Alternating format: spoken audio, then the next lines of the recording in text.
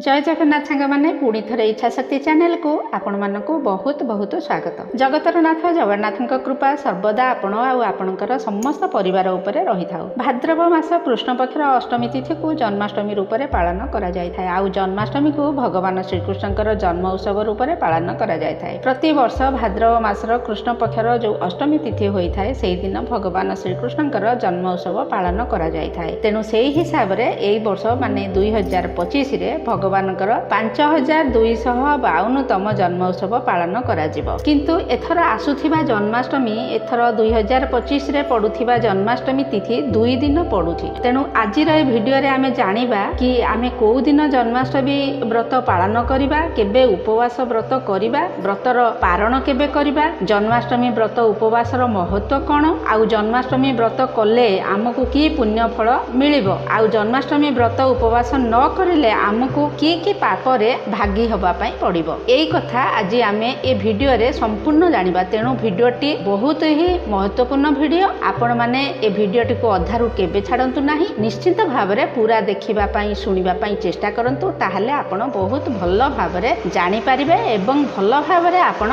व्रत मध्य उपवास मध्य करि परिबे। देखंतु भविष्य उत्तर पुराणर अनुसार 20 करोड़ एकादशीर पुण्य लाभ मिली थाए जदि केही जन्माष्टमीर व्रत उपवास करिथांती। तो आमे माने गोटे दीटा एकादशी करी पुण्य अर्जित करिथांती, किंतु जन्माष्टमी एकुटिया 20 कोटी एकादशीर पुण्य लाभ आमको देई थाए। आमे आगकु जानिबा जन्माष्टमीर महिमा विषय रे। ता पूर्वरु आमे जानि नेबा कि प्रकृत रे जन्माष्टमी व्रत को दिन आमे माने पालन करिबा। तो देखंतु 2025 रे जन्माष्टमी व्रत 2 दिन पडुछि। 2025 जन्माष्टमी तिथि आरंभ होई जिवो 15 अगस्त राति 11टा ठारू। अष्टमी तिथि समाप्त हेबो 16 अगस्त 2025 9:34 रे। एबे आसंतु रोहिणी नक्षत्रर मध्य समय देखिनबा। तो रोहिणी नक्षत्र प्रारंभ हेबो 17 अगस्त 2025 रो सकाळ 4:30 4:38 रु। रोहिणी नक्षत्र समाप्त हेबो 18 अगस्त 2025 को प्रातः काल 3:17 रे। एबे कथा होची आमे जन्माष्टमी व्रत को दिन करिबा। व्रत 15 तारिख को ना 16 तारिख को आमे करिबा। शास्त्र अनुसार आमे जानिबा कि व्रत उपवास को दिन सबुठारु भल रहिबो। शास्त्र कहे कि सप्तमी सहित अष्टमी एहा व्रत करिबा निहाती भाबरे वर्जित अटे। एहार अर्थ हैला सप्तमी बधा अष्टमी रे केबे भी व्रत उपवास करिबा उचित नहे। तेणिकी से समय रे रोहिणी नक्षत्र हेउथाउ ना काहीकि जदि उदिया काल रे किछि अंश अष्टमी थिबो आ संपूर्ण समय नवमी थिबो तो सेही दिन व्रत उपवास करिबा दरकार। सेही हिसाब रु हमर व्रत उपवास 16 अगस्त को पडुछि। काहीकि ना 15 अगस्त को सप्तमी आ अष्टमी गोटे साथी रे अछंती, आ 16 अगस्त को अष्टमी आ नवमी गोटे साथी रे अछंती। एइथिरु जानिले कि अष्टमी आ नवमी हमर शास्त्र रे कहा जायछि कि व्रत उपवास पई सबुठारु उत्तम। एबे जानिबा निश्चित काल विषय रे। देखंतु 4टी महारात्रि अछि। ता भितरु 1 रे मोहरात्रि जन्माष्टमी को, 2 रे कालरात्रि नरक चतुर्दशी को, दारुण रात्रि होली को, अहे रात्रि महाशिवरात्रि को कहा जाय। एई 4टी रात्रि मध्यरु गोटे रात्रि हेइ थाय जन्माष्टमी रात्रि। एहा मंत्र सिद्धिर रात्रि होई थाय। एथि मध्यरे करा जाउथिबा जप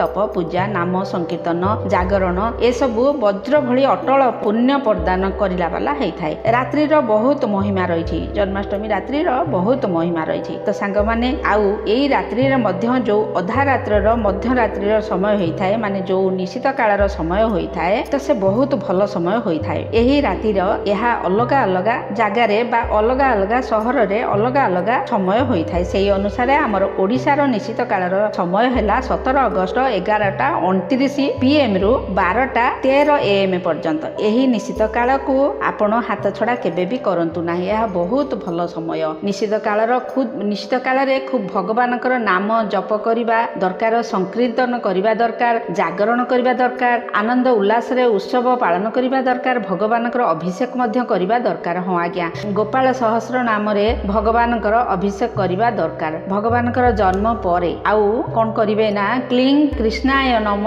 एही नाम अधिक रु अधिक जप करंतु। ए क्लीं होउची बीज मंत्र। क्लीं आकर्षणर मंत्र आपनको सुख धन आउ शक्ति रे पूरा भरी देबो। बहुत पावरफुल मंत्र ये। आउ एही मंत्र को जपिबा पई मोहरात्रि माने जन्माष्टमी रो रात्रि मना जायछि। तो एही मंत्र को आपण जन्माष्टमी दिन मोबाइल किंबा टीवी रे जोथिरे आपनको सुविधा हेबो, आपण एही मंत्र को ओम क्लीं कृष्णाय नम ମନ୍ତ୍ର ଘରେ ଚଲେଇ ଛାଡ଼ିଦେବେ, 24 ଘଣ୍ଟା ଚଲେଇବେ। କାହିଁକିନା ଏହି ଜନ୍ମାଷ୍ଟମୀ ତିଥିରେ ଏହି ମନ୍ତ୍ରର ନିଜର ଏକ ଅଦ୍ଭୁତ ପ୍ରଭାବ ଅଛି। ତେଣୁ ଘରେ ଆମେ କାମ ଦାମ କରିବା ଅବସ୍ଥାରେ, ଚାଲିବା ବୁଲିବା ଅବସ୍ଥାରେ ଯାହା ବି କରୁଥିବା ଏ ମନ୍ତ୍ର ଯେମିତି ଆମ କାନରେ ପଡୁଥିବା ଦରକାର। ମନ୍ତ୍ରର ଭାଇବ୍ରେସନ ଆମ ଘରେ ଯେପରି ଗୁଞ୍ଜି ଉଠିବା ଦରକାର। ପୂଜା ସ୍ଥାନରେ ମଧ୍ୟ ଏହି ମନ୍ତ୍ର ଚଲେଇ ପାରିବେ, ବହୁତ ଭଲ ହେବ। ଏବେ ଆସନ୍ତୁ ଜାଣିବା ବ୍ରତ ପାରଣ କେବେ କରିବେ। ବ୍ରତ ପାରଣ ଆପଣଙ୍କୁ 17 ଅଗଷ୍ଟକୁ ସୂର୍ଯ୍ୟ ଉଦୟ ପରେ ପାରଣ କରିବା କଥା। କାହିଁକି ନା ଅଷ୍ଟମୀ ସମାପ୍ତ ହେଇଯାଇଥିବ।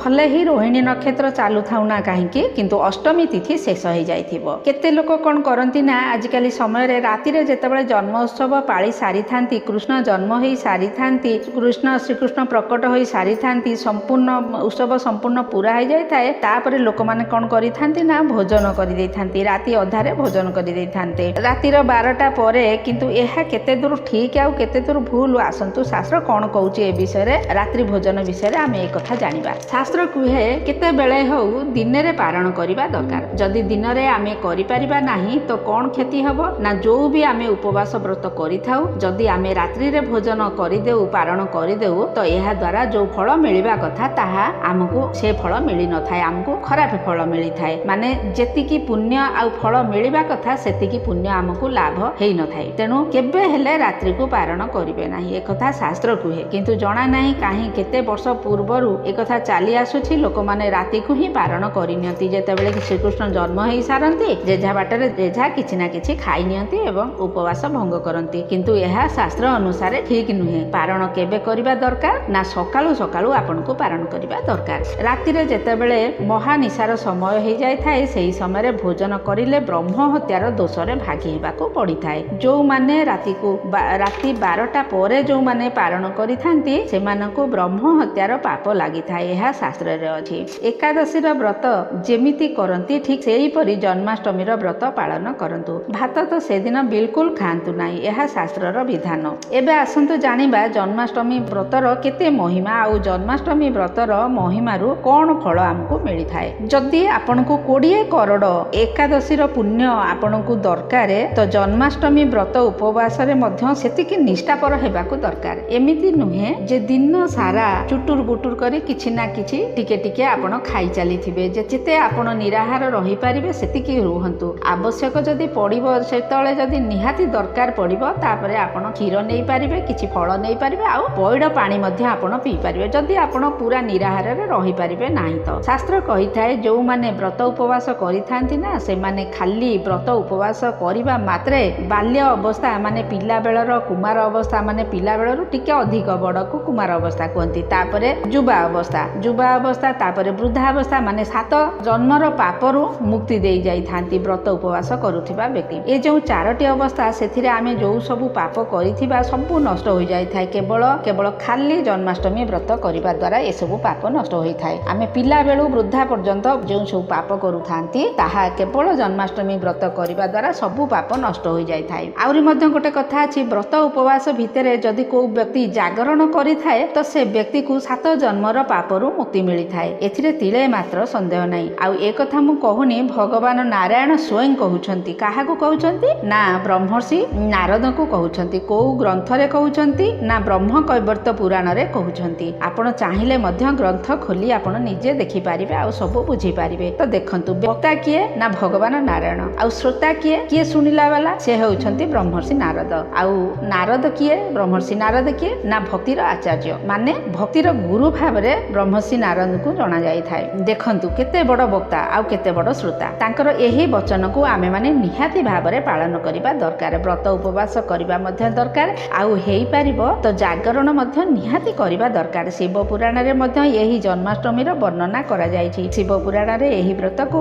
ବ୍ରତରାଜ କୁହାଯାଇଛି, ମାନେ ସବୁଠାରୁ ବ୍ରତ ମଧ୍ୟରେ ରାଜା କୁହାଯାଇଛି ଜନ୍ମାଷ୍ଟମୀ ବ୍ରତକୁ। ଶିବ ପୁରାଣରେ ଅଛି କି ଜନ୍ମାଷ୍ଟମୀର ରାତିକୁ ମନ୍ତ୍ର ଜପ କରି ଜାଗରଣ କରିଲେ ସଂସାରର ମୋହ ମାୟାରୁ ମୁକ୍ତି ମିଳିଥାଏ। ଅଗ୍ନି ପୁରାଣ ଅନୁସାରେ ଏହି ଜନ୍ମାଷ୍ଟମୀ ବ୍ରତ ଭୋଗ ଆଉ ମୋକ୍ଷ ପ୍ରଦାନ କରିଲା ବାଲା ହେଇଥାଏ। ଯୋଉମାନେ ଜନ୍ମାଷ୍ଟମୀ ବ୍ରତ ରଖିଥାନ୍ତି ସେମାନଙ୍କ ଘରେ ଧନ ଧାନ୍ୟ ପୁତ୍ର ପୌତ୍ର ସୁଖ ଶାନ୍ତି ସବୁ ଆସି ଯାଇଥାଏ। ଏବେ ଆମେ ତ ଜାଣିଗଲେ କି ଜନ୍ମାଷ୍ଟମୀ ବ୍ରତ କରିଲେ ଆମକୁ କି ଲାଭ ମିଳିଥାଏ, କି ପୁଣ୍ୟ ମିଳିଥାଏ। କିନ୍ତୁ ଏବେ ଆସନ୍ତୁ ଜାଣିବା କି କୋଉ ଲୋକମାନେ ଜନ୍ମାଷ୍ଟମୀର ବ୍ରତ ଉପବାସ କରିନଥାନ୍ତି, ତା ଦ୍ୱାରା କଣ ସେମାନେ ସେମାନଙ୍କର କ୍ଷତି ହେଇଥାଏ। ଶାସ୍ତ୍ର ବହୁତ ବଡ଼ କଡ଼ା ଶବ୍ଦରେ କହିଛନ୍ତି ଯେ ଯେଉଁ ବ୍ୟକ୍ତି ଜନ୍ମାଷ୍ଟମୀର ବ୍ରତ ଉପବାସ କରନ୍ତି ନାହିଁ ସେମାନେ ମାତ୍ରଗାମୀ ହେଇଥାନ୍ତି। ଆଉ ବ୍ରହ୍ମ ହତ୍ୟା, କେତେ ବ୍ରହ୍ମ ହତ୍ୟା ନା 100 ବ୍ରହ୍ମ ହତ୍ୟାର ପାପ ସେ ତା ମୁଣ୍ଡ ଉପରକୁ ନେଇଥାନ୍ତି ଯେଉଁମାନେ ଜନ୍ମାଷ୍ଟମୀର ବ୍ରତ ଉପବାସ କରନ୍ତି ନାହିଁ। ଭଗବାନ କୃଷ୍ଣଙ୍କର ଜନ୍ମଦିନରେ ଯେଉଁମାନେ ଭୋଜନ କରିଥାନ୍ତି ସେ ଅଧମ ବ୍ୟକ୍ତି ମାତ୍ରଗାମୀ ହୋଇଥାଏ ଆଉ 100 ବ୍ରାହ୍ମଣ ହତ୍ୟା ପାପ ତାଙ୍କୁ ଲାଗିଥାଏ। ଆପଣଙ୍କର କରୋଡ଼ ଜନ୍ମର କରାଯାଇଥିବା ପୁଣ୍ୟ ଯଦି ଜନ୍ମାଷ୍ଟମୀ ବ୍ରତ ଉପବାସ କରନ୍ତି ନାହିଁ ତ ତାହା ସବୁ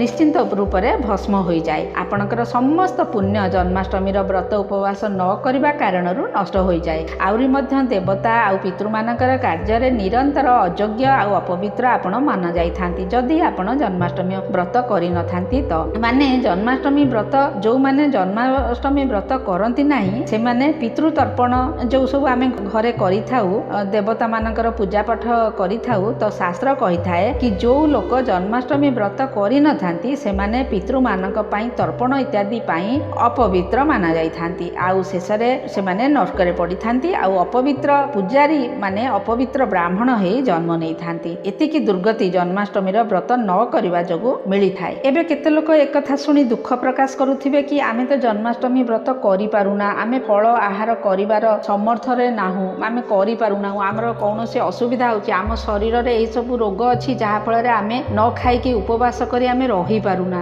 ଦେହ ଖରାପ ଯୋଗୁଁ ଯେଉଁମାନେ ବେଡ଼ରେ ପଡ଼ିଛନ୍ତି ଆଉ ସେ ବ୍ୟକ୍ତି ଏଇ ଭିଡ଼ିଓଟିକୁ ଶୁଣୁଥିବେ ତ ସେମାନଙ୍କୁ ବହୁତ ଦୁଃଖ ଲାଗୁଥିବ। ନାହିଁ ତ କେହି ଅତ୍ୟଧିକ ବୃଦ୍ଧାବସ୍ଥାରେ ଥିବେ ସେ ଭିଡ଼ିଓଟି ଶୁଣୁଥିବେ ଜାଣୁଥିବେ ସେମାନେ ମଧ୍ୟ ବହୁତ ଦୁଃଖ ପ୍ରକାଶ କରୁଥିବେ। ନାଇଁ, ଦୁଃଖ କରନ୍ତୁ ନାହିଁ, ଦୁଃଖୀ ହୁଅନ୍ତୁ ନାହିଁ। ଆପଣମାନଙ୍କ ପାଇଁ ମଧ୍ୟ ଶାସ୍ତ୍ରରେ ଏକ ବହୁତ ବଢ଼ିଆ ରାସ୍ତା ଅଛି। ତ ଯେଉଁ ଲୋକ ଉପବାସ କରିପାରିବେ ନାହିଁ ତ ସେମାନେ କ'ଣ କରିବେ ନା ଶାସ୍ତ୍ର କୁହେ ଯେଉଁ ଲୋକ ଉପବାସ ବ୍ରତ କରିବାରେ ଅସମର୍ଥ ସେମାନେ ଗୋଟେ ବ୍ରାହ୍ମଣକୁ ଡାକି ଭୋଜନ କରାନ୍ତୁ। ଆଉ ହଁ, ସେଦିନ ତ କୌଣସି ବ୍ରାହ୍ମଣ ବି ଭୋଜନ କରିବେ ନାହିଁ କିନ୍ତୁ ସେମାନେ ତ ସେଦିନ ତ ଜନ୍ମାଷ୍ଟମୀ ବ୍ରତ ପଡ଼ିଥିବ ସେମାନେ ବି ଉପବାସ ରଖିଥିବେ। ତ ଯଦି ବ୍ରାହ୍ମଣ ଭୋଜନ କରିବେ ନାହିଁ ତ ଏମିତି କରନ୍ତୁ, ଆପଣ ସେ ବ୍ରାହ୍ମଣକୁ ଛଞ୍ଚା ଦେଇ ଦିଅନ୍ତୁ ଆଉ ଏଭଳି ଭାବରେ ଛଞ୍ଚା ଦେବେ ଯେମିତି ସେ ବ୍ରାହ୍ମଣ ସେ ଛଞ୍ଚାରେ 2 ଥର ରୋଷେଇ କରି ଭୋଜନ କରିପାରୁଥିବେ। ନାହିଁ ତ 2 ଟାଇମ୍ର ଭୋଜନ ପାଇଁ ଆପଣ କିଛି ଧନ ମଧ୍ୟ ତାଙ୍କୁ ଦେଇ ଦିଅନ୍ତୁ ଆଉ କୁହନ୍ତୁ ହେ ବ୍ରାହ୍ମଣ ଦେବତା ଆମେ ଏଇ ଏକାଦଶୀର ବ୍ରତ ଉପବାସ ତ କରିପାରୁନୁ କିନ୍ତୁ ଶାସ୍ତ୍ରର ଆଜ୍ଞା ଅନୁସାରେ ଆମେ ଆପଣଙ୍କୁ